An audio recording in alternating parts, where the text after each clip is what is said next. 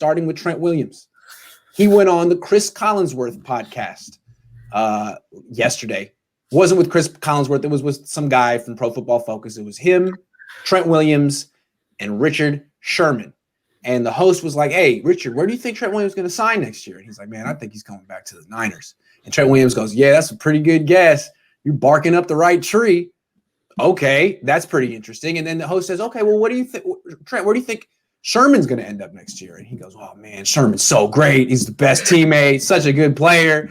I really hope he ends up in my locker room, wherever that is. And then he goes on and lists Kansas City, the Raiders, the Colts, and says, I just hope he doesn't sign back with the Seahawks so I don't have to play him twice a year if I'm on the Niners. So it's really, I mean, most Niner fans are like, dang, it's a done deal. He's coming back to the Niners. I'm skeptical, and I'm like, well, he left the door open here when he said whichever locker room, and here when he said if I'm with the Niners.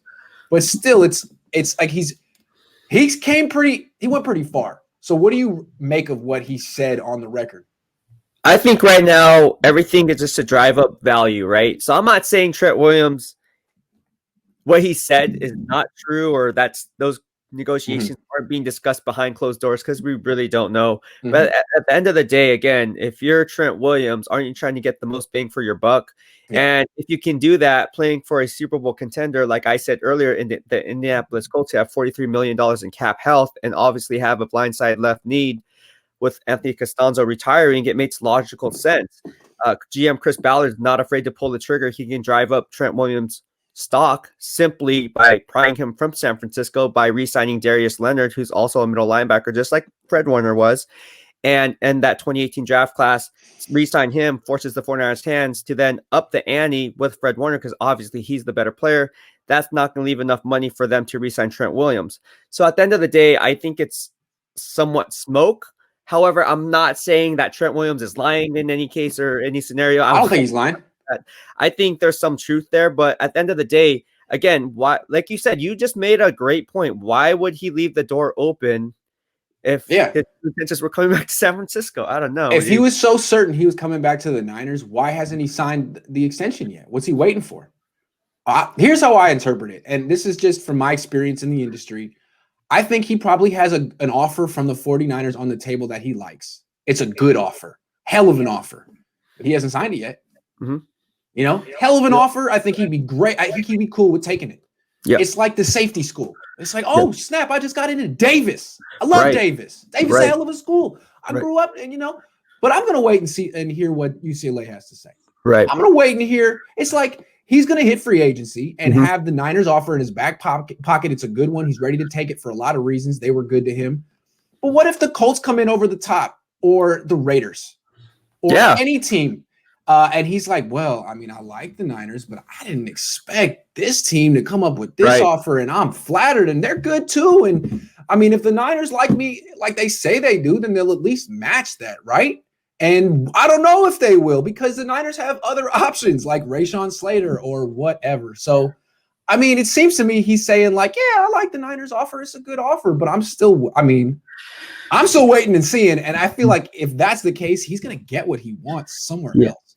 And here's an important thing that we have to take into account. GM John Lynch and Kyle Shanahan, they throw a lot of smoke, and fans feed into the smoke.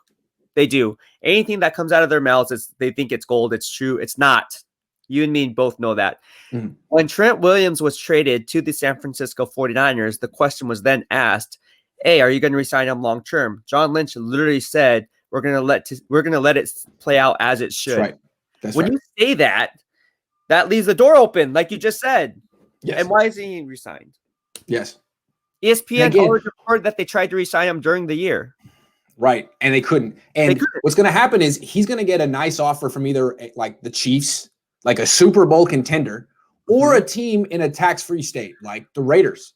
And the Niners, just to match the offer, are going to have to come over the top like 10, 13% just to make up the difference in what he would have to pay in state taxes in California. So once he gets to the free agent market, look, if they could sign him today, if they could wrap this up before free agency started, then great. But that's not what Trent Williams wants. He's made it clear that he's going to enter free agency and see what happens. And I just think that's bad news for the 49ers, no matter what he says. To me, this is just saying, yeah, Niners, I like your offer, but you're probably going to have to up it a little bit.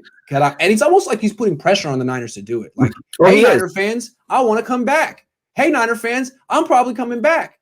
So if I don't, who are you going to get mad at? Lynch, Jed, Kyle? I don't know. It seems like a veteran tactic. Like, veterans are nervous right now because the cap's going down and they're going to get squeezed because they're always getting replaced by the young guys who are younger, cheaper, fresher legs. And so what do? You go on you flex your media contacts that you've built up through 10 years in the industry and talk yourself into more money when the smart teams are going to replace you with younger guys. Sorry. Right. No, it's true. Very true. You really want to spend $25 million a year on Trent Williams, who's 33, or just draft Rashawn Slater, who's 20, what, 2? He's young. I'm just saying, really good. Yeah.